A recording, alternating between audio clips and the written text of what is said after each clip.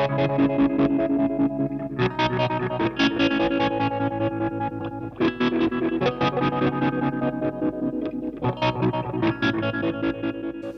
everyone, this is going to be the assembly video for the 10-minute dirt and boost. The kits that I have for sale, I'll leave a link up there or up there if you want to check it out and buy one. If you're putting it together, follow this video and you can use it as a general guide to put it together. It's a very good clean boost. It's got a nice clean output, and the switch will switch on a dirt on the output, and there's a volume control as well, so you can control the amount of boost or the volume of the pedal.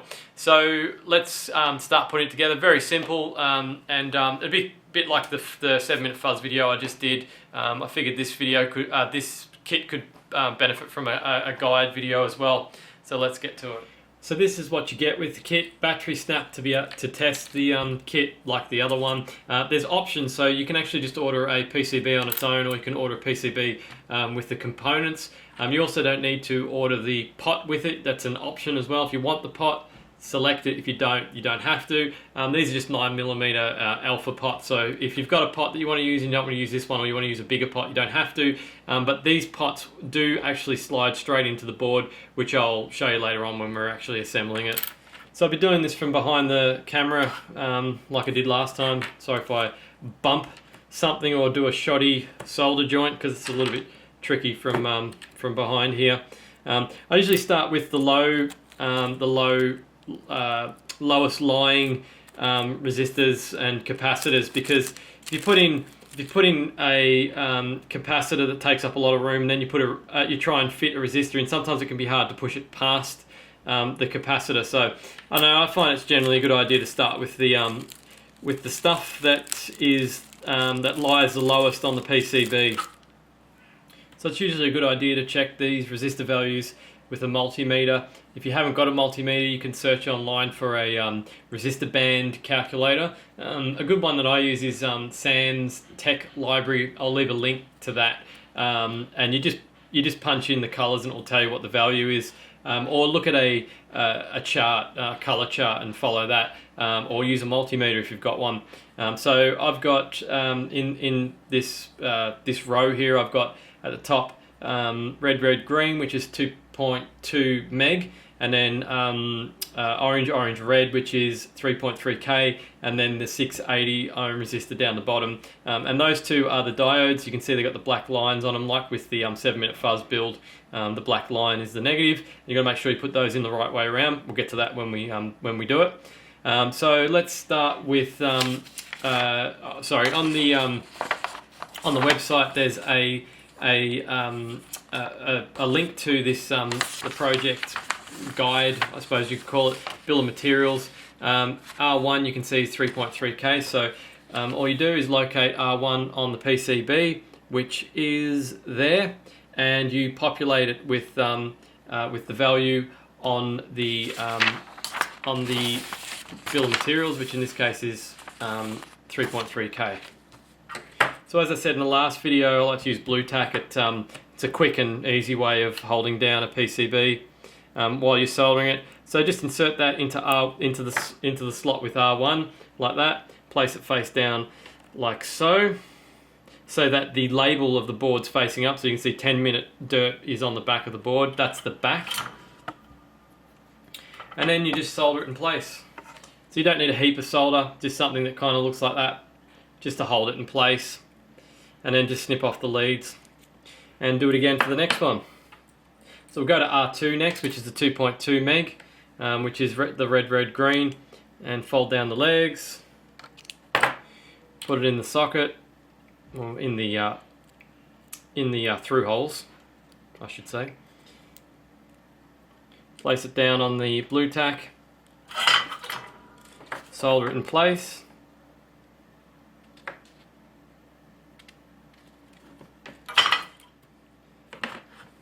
Snip off the leads.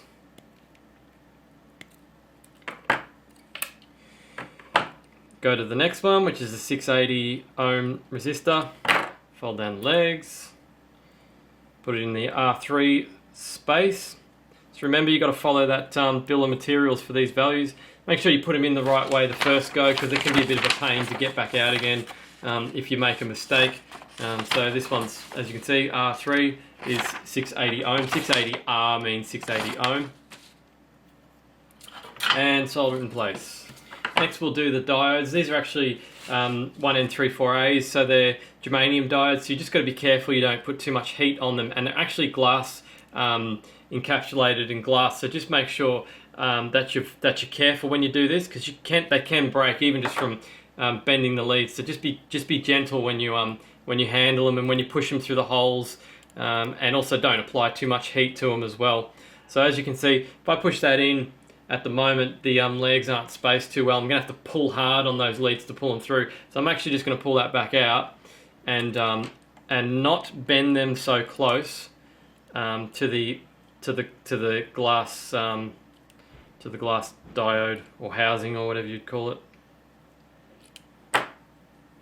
And try again. That's better. See, it just fit through straight first go that time. Oh yeah, also, sorry, one critical thing I forgot to mention. Make sure you actually put it in the right way. You can see the line on D1 is pointing that way. These two diodes are exactly the same, so it doesn't matter which one you put in which. Just make sure you put them the right way around. So the black line on the diode goes into the through hole so that it's around the right way, as the silk screen shows on the PCB. You can see that line there for D2. There's a line on one side, that's where the negative goes. So they're back to back, one's on the left and the other one's on the right. And then just solder it in on the back as we've done.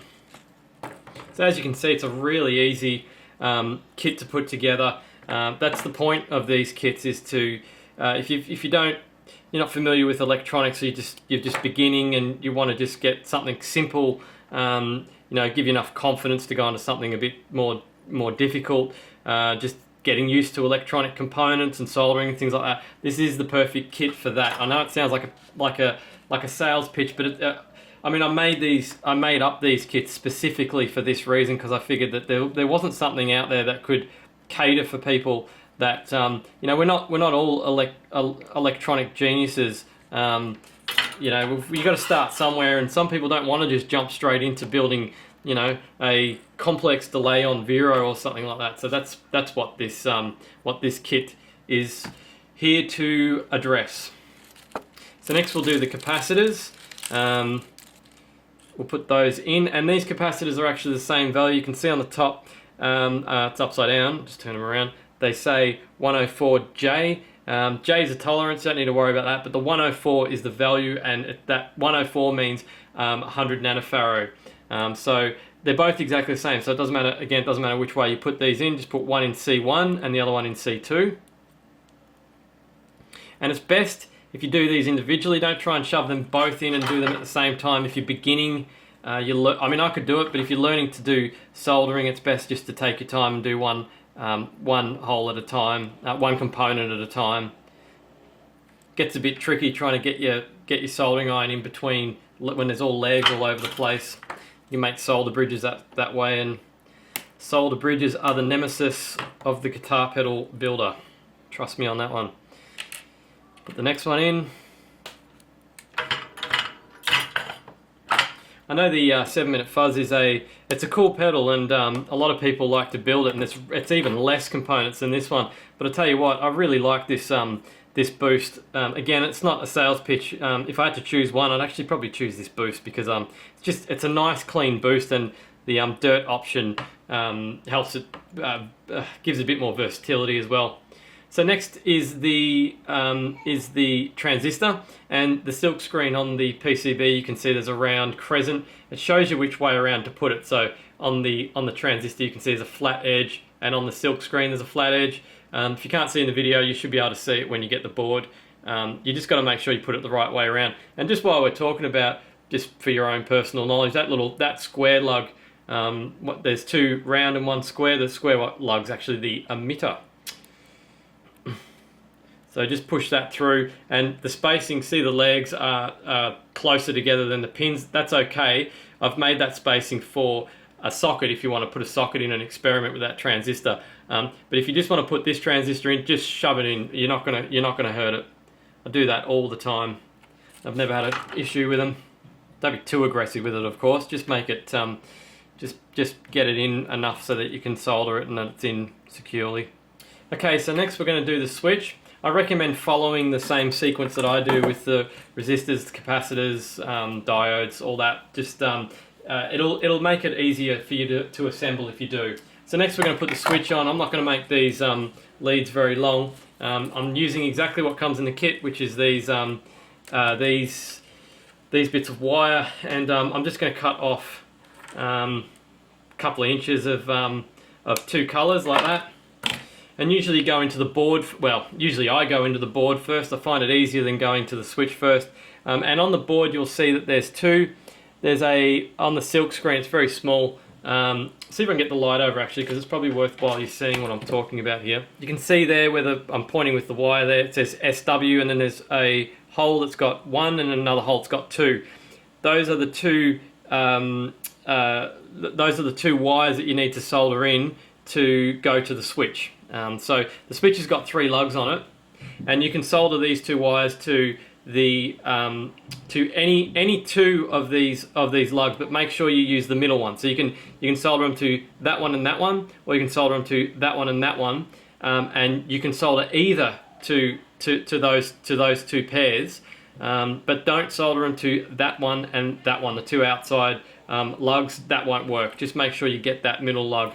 And also, just one other thing I was thinking of, when you actually put these through the hole, just make sure that when you put it through, that no wire strands fly off, you know, like you have stray wire strands coming out the top, because you can actually short, like if you've got a little, let's see if I can demonstrate this in the video, if you've got a little wire strand coming out touching that diode, actually that probably wouldn't make much difference, but if it's touching something it's not supposed to touch, you can end up with an issue. So just make sure all the wire strands go through the board.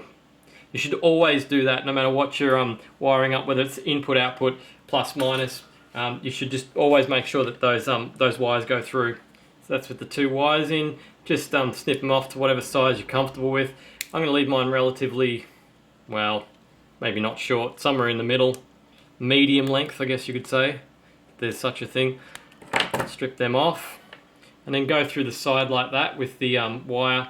And I'm getting tricky here doing them both at the same time. You don't have to do that, you can do one at a time, but you get used to wiring up those switches when you've done them a few times. And just make sure that you wire that on, that you solder that on properly. Sometimes it looks like these are soldered onto the lug, but they're not. So when you've done it, look at the joint side on, and make sure that the wire is actually attached to the lug. And obviously that's not going to work because some of that wire is actually touching the other lug, but that's okay, you just clip them off. Okay, now we're going to do the plus minus, plus ground input output wires. So for the input I'm going to use blue, for the output I'm going to use yellow, for the positive I'm going to use red. Doesn't matter if you don't have these colours. Like I said in the last video, some of them are random colours. I'm trying to get all the colours, all the kits to have the same colour, and they'll start to show up like that. But if you get one that's got some random colours in it, doesn't matter, just try and remember which is which. And in fact, even if you don't remember which is which, it says it on the silk screen which wire is plus minus input output. It just helps when you wire it up later on. And I'm going to use white for ground. Okay, so now that's done, we've just got the potentiometer to do. That's your volume control. And you just clip off these. There's 4 little lugs on the back of this pot. They're little mounting lugs. Just snip them off with your side cutters, and then put some double-sided tape on the back of it, just to stop it from shorting out onto the back of the PCB. And then the pot lugs are read from left to right, 1, 2, 3.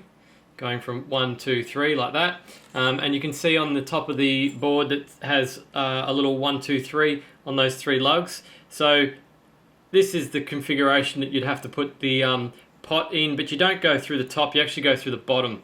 So you can see 1, 2, 3 is in the right configuration like that, and it's still in the right configuration if you go under like this. You've still got 1, 2, 3 in the right holes. So you just push those through all the way in, and then solder it through the top. So that's it. That's your effect. You've got your switch for the to swap between the boost and the dirt and the volume control. Just start with the volume control down. So if you look at it on the front on like that, it's just like a normal volume control. Left is down and right is up. So turn it right down, because if you're in front of the amp, you want to make sure that you don't deafen yourself if it's up full blast, because it can it's quite a substantial boost. So I mentioned in the 7-minute fuzz video that briefly how to test the board. I'm not going to go into it in this one, but just basically, if you look at the bill of materials and the build guide on one of the pages, I think it's page 3, it will show you how to wire up the effect to test it. So use alligator clips for something non-permanent. If you solder this, it'll be a lot more difficult for you to put it inside an enclosure. So yeah, alligator clips are a temporary measure just for you to test to make sure the effect is working properly. I cannot emphasize enough how important it is to actually test the board before you go ahead and put it inside an enclosure. If you try and put it inside an enclosure before you test it, and there's an issue on the board, it makes finding that issue a hell of a lot harder. Just spend the extra half an hour, however long it takes, to test the board to make sure that it works properly before you go on to the next stage. It'll make your life much easier if there's a problem. Because if you turn the pedal on after you've wired it up inside an enclosure, it doesn't work, you know your board is working properly, and it's something you've done since then that's caused the problem. The adage amongst the do-it-yourself guitar pedal community is rock it before you box it. So I'm going to test this on my usual tester this time. I'm not going to wire it up the way that you'll be wiring it up. I did that in the last video. I'm just going to quickly wire it up to my my test box, and just so we can hear what it sounds like. So I've just got mine blue tacked down again to this board like I did in the 7-minute fuzz video. Watch that video if you want a few more details on how to wire this up with just the input and output jacks and the alligator clips. But you basically be following the wiring diagram in the build instructions and the bill of materials. So this is the dirty sound.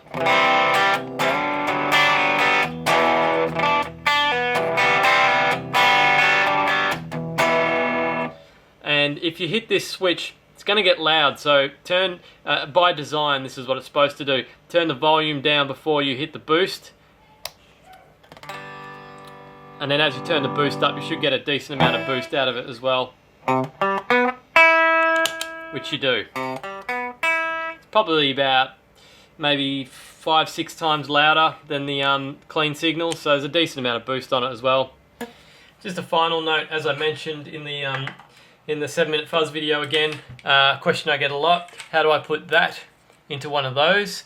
I'll leave a link to the video of a tutorial video on how to do the off-board wiring. You can just follow that pretty much, and the true bypass wiring is pretty standard between pedals. It remains the same, and it works again for this one. You just need input, output, plus and minus, and you can do a true bypass pedal. I wouldn't recommend. You will be able to.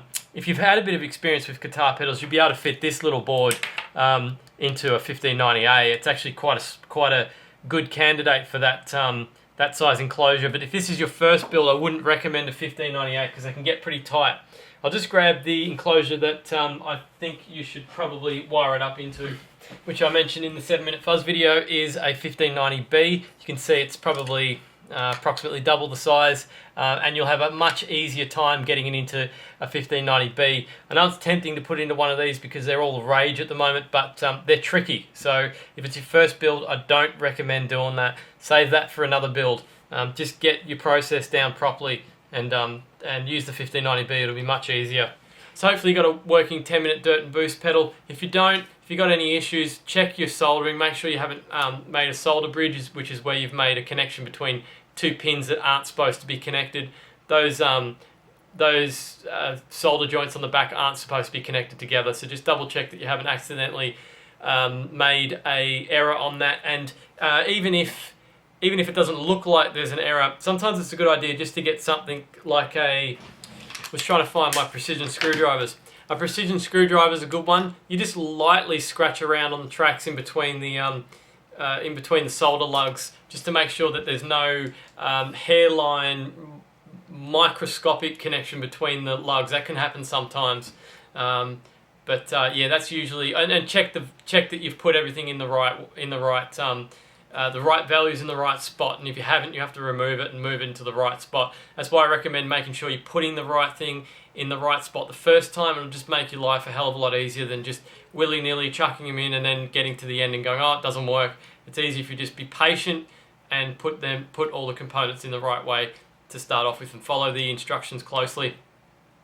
So yeah, I hope you've got a working 10-minute dirt and boost pedal. Yeah, I've got more kits on my website and other do-it-yourself guitar pedal related paraphernalia, so make sure you check that out. And thanks for buying the kit, and thanks for watching.